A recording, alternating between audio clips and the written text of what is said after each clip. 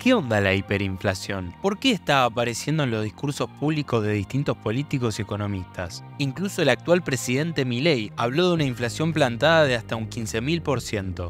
¿Vamos hacia allá? El gobierno dice que viene a evitarla. La inflación en Argentina no es un problema nuevo. De hecho, de acuerdo con un estudio realizado en mayo del corriente año por Statista, la inflación es el problema que más preocupa a los argentinos y argentinas, por encima de temas como la corrupción y la pobreza. Y aún no conocíamos la inflación de los últimos meses, y que los precios crezcan mucho nos preocupa. La inflación, a diferencia de otros problemas económicos, es un fenómeno que vemos todos los días desarrollándose y que nos impacta directamente. Por un lado, vamos a cualquier comercio de una semana para la otra y los precios crecen. Por el otro, nuestros ingresos laborales reales decrecieron. Si bien pudieron crecer nominalmente, lo hicieron menos que los precios del resto de la economía. Si esto se cumple, cada vez nos cuesta más comprar los mismos productos. Vamos por partes. ¿Cómo fue la variación de precios en Argentina en los últimos meses y semanas? ¿Qué es la hiper? ¿Podemos tener otra hiper? En el último mes del que tenemos registro de INDEC, noviembre, la variación mensual del nivel general del IPC fue de 12,8%.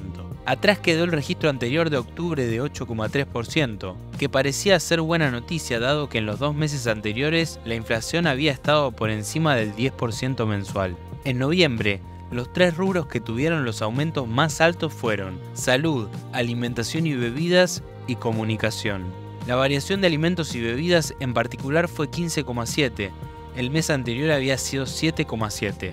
La evolución de precios más reciente, sumado a otros factores relevantes, es la que hizo pensar a distintos economistas que la hiperinflación es una posibilidad. En efecto, es a raíz de estas discusiones que desde la Secretaría de Política Económica del gobierno saliente se empezaron a relevar los precios semanalmente. Así, por ejemplo, desde la Secretaría se comunicó que la inflación semanal de la tercera y la cuarta semana de noviembre fue 2,3% y 3,1% respectivamente. Este es el último dato publicado por la Secretaría. De acuerdo con la consultora EcoGo, alimentos y bebidas subió esas semanas un 1 y un 8%. Para muchos argentinos y argentinas, uno o varios recuerdos malos de las experiencias de 1989 y 1990. Los economistas, para explicarlas sin vueltas, en general se basan en un texto de Kagan de los años 50 y dicen: la hiperinflación arranca cuando la inflación mensual es superior al 50% y finaliza cuando cae por debajo de esa tasa. Más allá de este punto, que a las claras y por suerte nos indica que Argentina hoy no vive una hiper, sí está bueno repasar qué factores están mirando los economistas para afirmar que es una posibilidad. Como escribieron Reinhardt y Savastano, las hiperinflaciones modernas, que se diferencian de aquellas que siguieron a la Primera Guerra Mundial, se caracterizan por estar precedidas por inflaciones altas y crónicas. Hace algunas semanas, Roberto Frenkel, especialista en macroeconomía, dijo que estamos todo el tiempo al borde de la hiper a razón de la falta de dólares. Está claro que el tipo de cambio es un precio clave para la economía argentina, al que las personas le estamos prestando atención, y actualmente hay mucha incertidumbre respecto del tipo de cambio futuro. En efecto, las medidas anunciadas por el nuevo ministro de Economía buscan, en parte, influir sobre esta cuestión.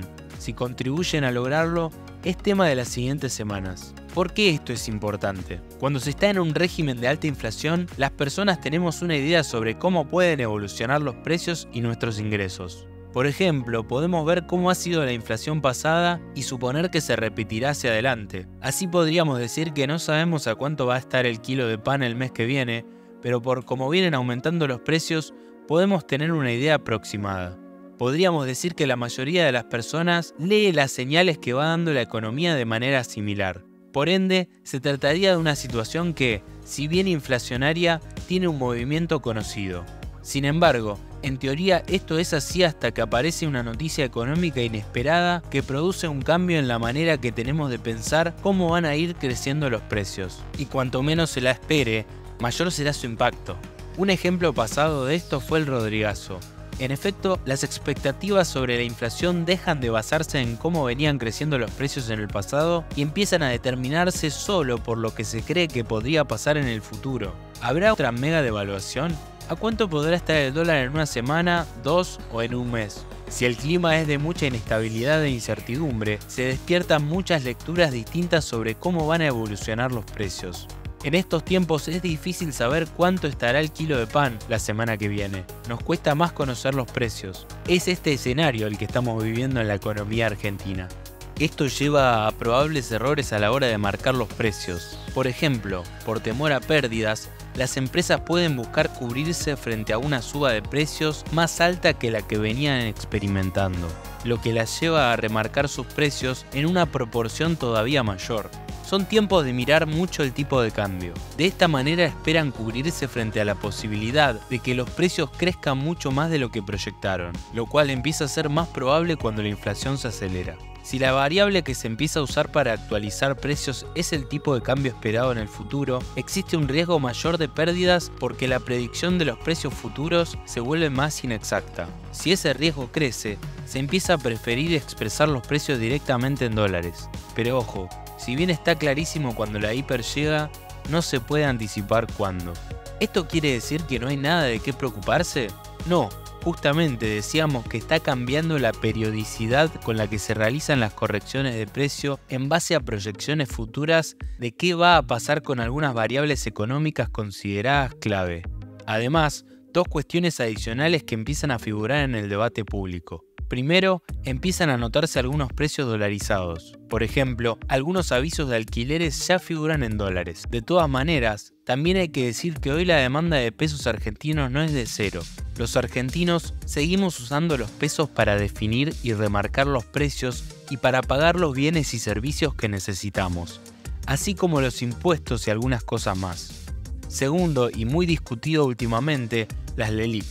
Recordemos que son títulos que usa el Banco Central para regular la cantidad de dinero que circula en la economía y también para tener una tasa de referencia.